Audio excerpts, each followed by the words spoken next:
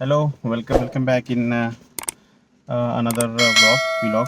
Actually, this vlog is मैं ये vlog जो है ना जो लास्ट टाइम मेरी जर्नी हुई थी, जो कि मैं पुणे से त्र्यंबकेश्वर गया था, उसके उस ट्रैवल के रिगार्डिंग ही मैं बना रहा हूँ। एक्चुअली जो मेरा ट्रैवलिंग था उस टाइम का, उसमें मुझे मेरे जो टोटल खर्चा आया था ना, वो ऑलमोस्ट 15,000 16,000 तक आया था, बस 200 किलोमीटर ड्राइविंग करने के लिए। उसके रिगार्डिंग ये है, और जो रोड है वहाँ का, उसकी वजह से जो इशू आए थे मेरे कार में, उसके रिगार्डिंग ही ये व्लॉग है। और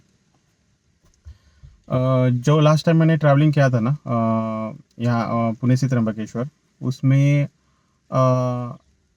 ऑलमोस्ट मुझे मेरा जो खर्चा आया था ना, 20,000 तक आया था। मतलब 16,000 वो कार के लिए आया था, वो वापस जो पूरा ऐड करके 20,000 तक जो है टोटल खर्चा आया था। और प्रॉब्लम ऐसा हुआ कि मैं मॉर्निंग में पुणे से स्टार्ट की मेरी जर्नी। और बारिश का सीज़न ऑलमोस्ट ख़त्म, मतलब ऑलमोस्ट एंड तक था। दशहरे में था वो एक्चुअली। इस साल जो बारिश हुई है वो बहुत ही हेवी हुई है पुणे एरिया में। तो आपको भी पता होगा, बहुत सारे फ्लड्स भी आए थे 2 बार पुणे में। तो उसकी वजह से जो रोड कंडीशन है पुणे टू सराउंडिंग एरिया, वो थोड़ी सी ख़राब हुई थी, थोड़ी मतलब बहुत ही ज़्यादा। जा ऐसे ऐसे बड़े खड्डे थे ना रोड पे, ऑलमोस्ट इतना 2-2 फीट तक डीप पाथ होल्स थे। और टायर पूरा, अगर हम स्पीड में गए गाड़ी उसमें, तो टायर 100% ब्लास्ट होगा। ये ऐसे, मतलब ऐसे बड़े बड़े खड्डे थे। तो मैं भी उतना अवेयर नहीं था, और मैं फर्स्ट टाइम त्र्यंबकेश्वर जा रहा था, जो कि नासिक हाईवे है।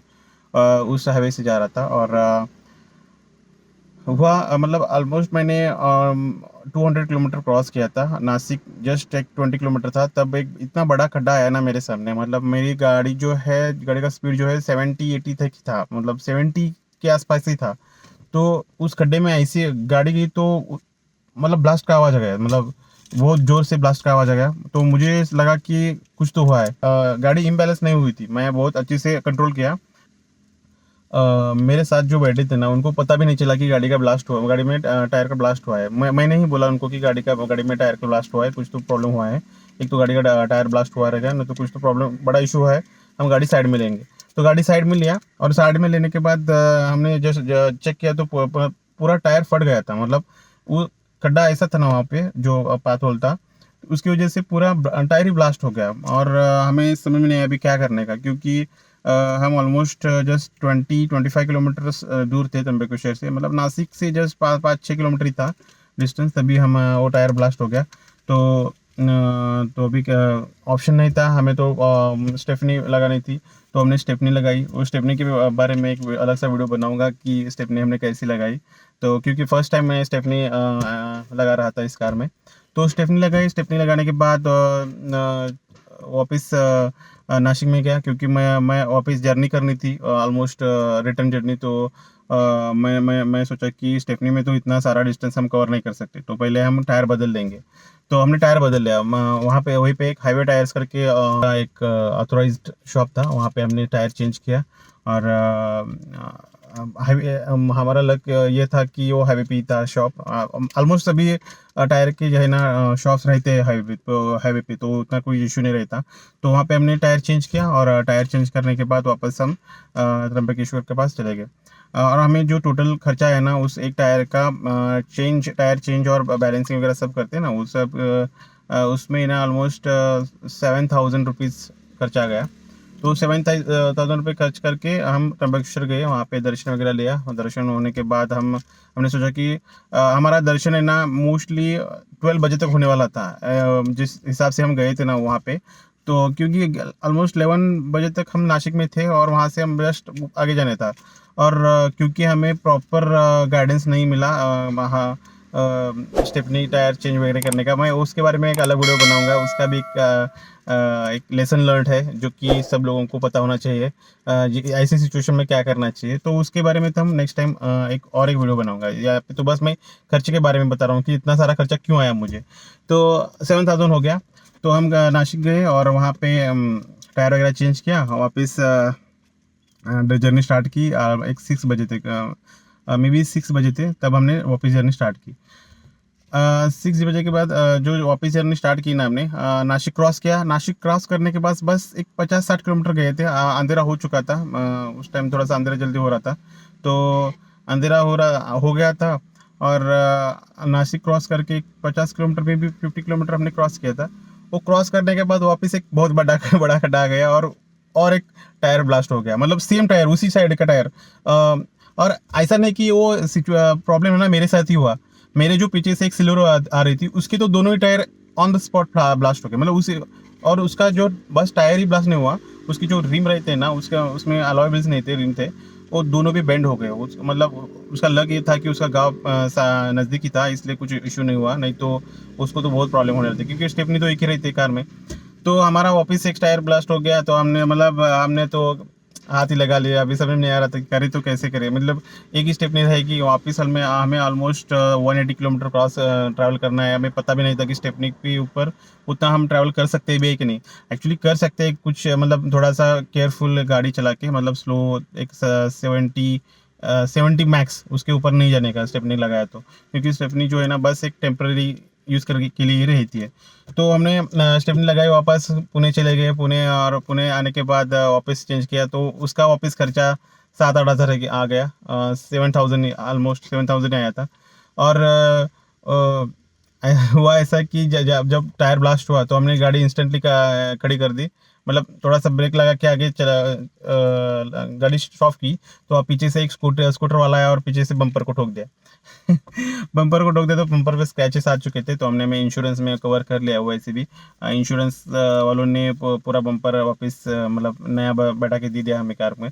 बट कार ऐसा नहीं था कि वो मेरी गलती थी और कार की भी गलती थी। वो गलती है ना ज़्यादातर मतलब रोड की थी, मतलब रोड पे इतने इतने बड़े खड्डे थे कि समझ भी नहीं आ रहा था कि यहाँ पे स्टॉप करो। और मैं कोई भी हाईवे पे है ना, 10-20 पे नहीं चलाता हूँ, 60-70 तो ऑलमोस्ट रहता ही है, मतलब नॉर्मल स्पीड है उसके ऊपर।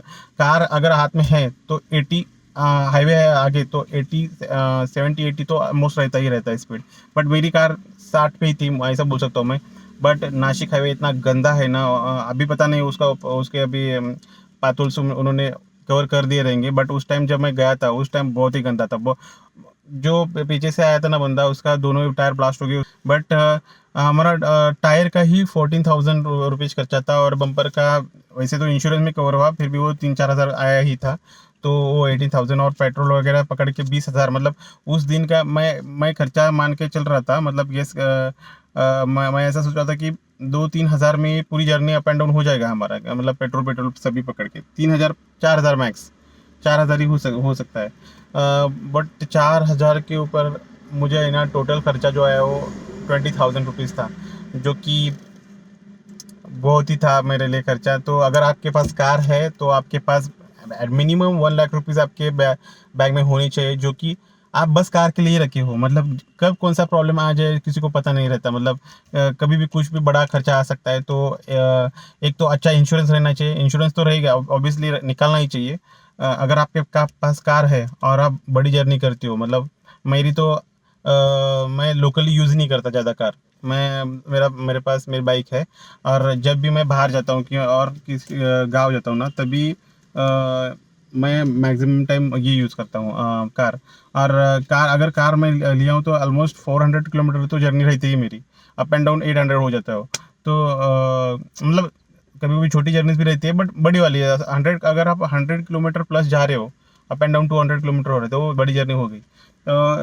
ऐसी अगर जर्नी कर रहे हो तो आपको पास इंश्योरेंस तो रहना ही चाहिए, बट ऐसे यूजुअली इंश्योरेंस आपको निकालना चाहिए, बस ये बोल रहा हूँ मैं। इंश्योरेंस इंपॉर्टेंस क्यों है वो बता रहा हूँ मैं आपको। तो और इंश्योरेंस में खर्चा जो है ना बहुत, मतलब अगर आपके पास इंश्योरेंस है, आप बड़े खर्चे आराम से उसमें आप कवर अप कर सकते हो। तो 11,000, 12,000, 15,000 का इंश्योरेंस रहता है, कौन सी भी कंपनी का आप ले सकते हो। क्लेम करने के बाद वो सेटल हो जाता है। तो ऐसा है, ऐसा मेरा मेरा इशू हुआ था, इसलिए 20,000 रुपये खर्चा आ गया है मुझे।